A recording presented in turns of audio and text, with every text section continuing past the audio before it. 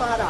तुम्हें शपथ है सनातन धर्म की, तुम्हारे आने वाली पीढ़ी राम को नहीं पहचान पाएगी और फिर से गुलाम हो जाएगी।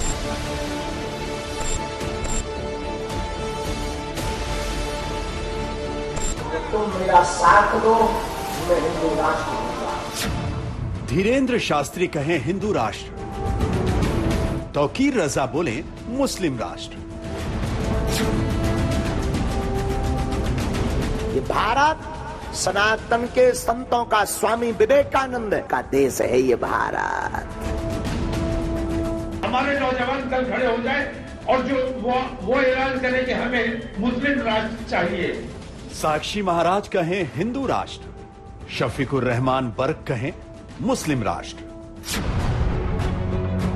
अली मोहम्मद जिन्ना मुस्लिम राष्ट्र ले चुका है, अब जो रह गया वो केवल और केवल हिंदू राष्ट्र है। अगर हम अपना जुल्मी बयान करें तो हम तो जालिम हो गए जी, और वो जो कुछ कहे तो सही है उनका।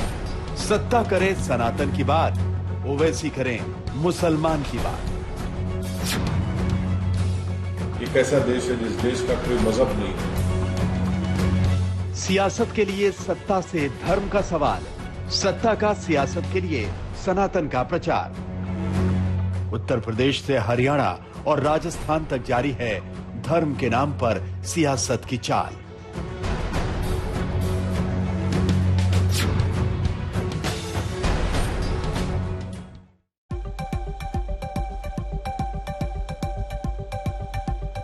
नमस्कार, आज तक देख रहे हैं आप, साथ आपके मैं हूं अर्पिता आर्या। धर्म को लेकर सत्ता पर सवालों की एक सियासत उत्तर प्रदेश में शुरू हो गई है। उत्तर प्रदेश सरकार के संस्कृति विभाग ने चैत्र नवरात्रि के मौके पर शक्तिपीठों में दुर्गा पाठ और रामायण पाठ का निर्देश जारी किया। इसे लेकर भी अब आपत्ति की जा रही है। समाजवादी पार्टी ने धर्म के बाजारीकरण का आरोप लगाया, किसी एक धर्म के आयोजन को बढ़ावा देने को गलत करार दिया। तो देवबंदी उलेमा ने रमजान में भी बिजली, साफ सफाई के लिए विशेष प्रबंध किए जाने की मांग कर डाली।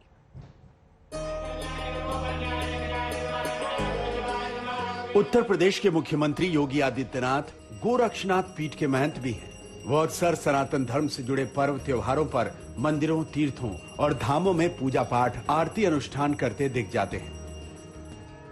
खासतौर पर उत्तर प्रदेश में योगी आदित्यनाथ की सरकार आने के बाद धर्म, संस्कृति की परंपराओं, रीति रिवाजों और अनुष्ठानों की भव्यता देखते ही बनती है। चाहे अयोध्या की दिवाली हो या सावन की कांवड़ यात्रा, उत्तर प्रदेश में सनातन संस्कृति की समृद्धि की झलक दिखती रही है। लेकिन इस बार योगी सरकार के एक फैसले को लेकर धार्मिक पक्षपात के सियासी सवाल उठाए जा रहे हैं, क्योंकि योगी सरकार की ओर से सभी जिलाधिकारियों को निर्देश दिया गया है कि नवरात्रि के 9 दिनों तक देवी दुर्गा मंदिरों और शक्ति पीठों में भव्य धार्मिक और सांस्कृतिक कार्यक्रम आयोजित किए जाएंगे। 29 और 30 मार्च को अष्टमी और रामनवमी को प्रमुख शक्ति पीठों पर अखंड रामायण का पाठ आयोजित किया जाएगा। उत्तर प्रदेश में सांस्कृतिक पर्यटन विभाग की ओर से धार्मिक मौकों पर ऐसे आयोजन पहले भी किए जाते रहे हैं, लेकिन इस बार योगी सरकार भव्य तरीके से अखिल प्रदेश स्तर पर आयोजन कर रही है। इसे लेकर मुस्लिम धर्मगुरुओं की ओर से मांग की जाने लगी है। रमजानुल मुबारक का पवित्र महीना भी आ रहा है। मैं अपने सीएम माननीय श्री योगी आदित्यनाथ जी से ये अपील करना चाहता हूँ अपनी तंजीम इत्तेहाद उलमा हिंद की जानिब से कि रमजानुल मुबारक के अंदर लाइट का सही तरीके से इंतज़ाम हो, सफाई सुथराई का इंतज़ाम हो, और इसी तरीके से जो है सहरी के वक्त में अक्सर व बेशतर देखा जाता है कि जिस वक्त में मुसलमान उठते हैं और सहरी का इंतज़ाम करते हैं, लाइट गुल हो जाया करती है। तो ऐसे वक्त में लाइट का भरपूर एहतमाम किया जाए। मौलानाओं की ओर से रमजान में बिजली और साफ सफाई की व्यवस्था कराए जाने की मांग इसलिए की जा रही है क्योंकि इस बार नवरात्रि धूमधाम से मनाने के लिए सरकार ने हर विकास खंड, तहसील और जिला स्तर पर आयोजन समिति बनाने को कहा है। इस आयोजनों में जन प्रतिनिधियों को आमंत्रित किया जाएगा और जन भागीदारी सुनिश्चित की जाएगी। सांस्कृतिक कार्यक्रम करने वाले कलाकारों के लिए हर जिले को 1 लाख रुपए का फंड दिया जाएगा। हम लोग जो चाहे मंदिर के लिए हो, चाहे संस्कृति के लिए हो, चाहे कोई आयोजन के लिए हो, और चाहे कोई बाबा विश्वनाथ का धाम, श्री राम जन्मभूमि, माँ विंध्यवासिनी मैया का धाम, ऐसे धामों का, नैमिषारण्य धाम का विकास, प्रयागराज का विकास, चित्रकूट का विकास। तो यह विकास का कार्य सभी जो धर्म क्षेत्र हैं, तीर्थ क्षेत्र हैं, और वहाँ पर तीव्र गति से चल रहा है। और इसके कारण से उत्तर प्रदेश में जो पर्यटक हैं, धार्मिक पर्यटक हैं, उनकी भारी भरकम संख्या निरंतर आ रही, जिससे बड़े पैमाने पर रोजगार का सृजन भी हो रहा है। सरकारी फंड पर धार्मिक आयोजनों को लेकर समाजवादी पार्टी सवाल भी उठा रही है। समाजवादी पार्टी अध्यक्ष अखिलेश यादव ने बिना वक्त गंवाए यूपी सरकार पर धर्म के बाजारीकरण का आरोप लगा दिया और सियासी माइलेज लेने में पिछड़ न जाए, इसलिए पुजारियों को दी जाने वाली रकम के फैसले का भी जिक्र कर दिया। समाजवादी पार्टी ये सवाल इसलिए उठा रही है क्योंकि यूपी सरकार की ओर से इस नवरात्रि पर सामान्य से अधिक जोर शोर की तैयारी की जा रही है। 10 मार्च को ही राज्य के संस्कृति विभाग की ओर से संभागीय आयुक्तों और डीएम को निर्देश दिए जा चुके हैं। 21 मार्च तक सभी तैयारियां पूरी करने को कहा गया है। जीपीएस स्थान, पते, चयनित मंदिरों की तस्वीरें और मंदिर प्रबंधन निकायों के संपर्क विवरण साझा करने के भी निर्देश दिए गए हैं। इसके लिए राज्य स्तर पर 2 नोडल अधिकारी नियुक्त किए गए हैं।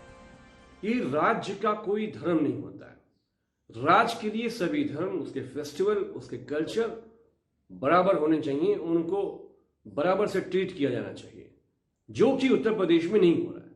ये बहुत अच्छी बात है। चलिए कि आपने 1-1 लाख रुपए धार्मिक आयोजन के लिए आपने जिलेवार जारी किए हैं, लेकिन मुख्यमंत्री जी, हम आपसे एक निवेदन और भी करना चाहते हैं कि ये जो आपने 1 लाख रुपए दिया है, इसका इस्तेमाल पूरा हो जाए, क्योंकि जो पिछले साल का बजट है, उत्तर प्रदेश के लोगों को स्वास्थ्य चाहिए।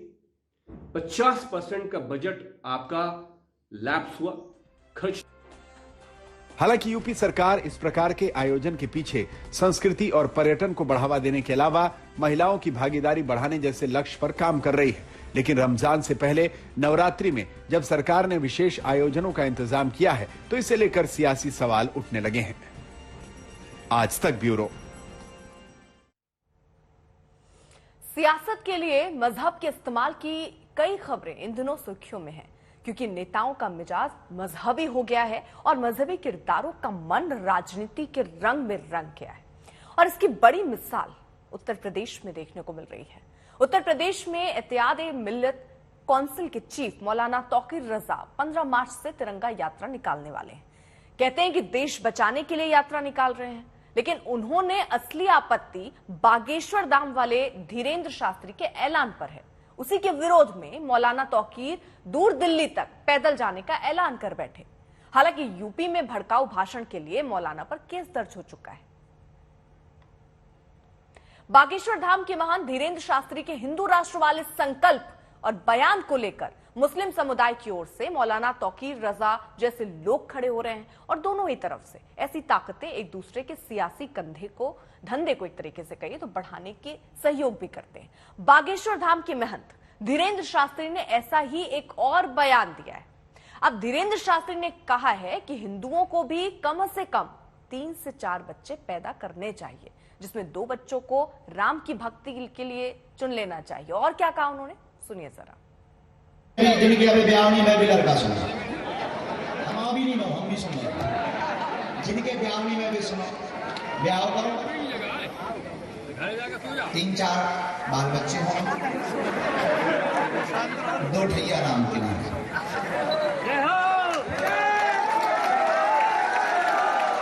समझदार को सारा काफी।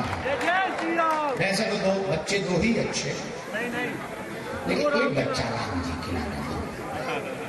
पूरे बचपन से ही कह देते हैं बेटा राम हिंदू राष्ट्र को काम है। तो मजहब के नाम पर एक खलिस चुनिंदा सियासत राजस्थान से लेकर बिहार तक भी करने की कोशिश की जा रही है।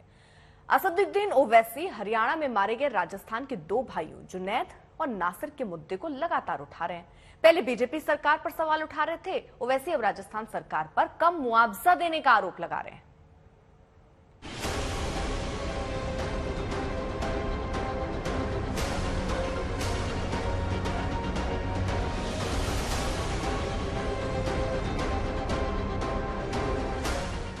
हरियाणा में जिंदा जलाकर मारे गए राजस्थान के 2 भाइयों जुनैद और नासिर के असली हत्यारों तक पुलिस अभी तक नहीं पहुंच पाई। हत्या का मुख्य आरोपी गोरक्षक दल का नेता है, जिसके समर्थन में हरियाणा में आए दिन पंचायत और महापंचायतें हो रही हैं।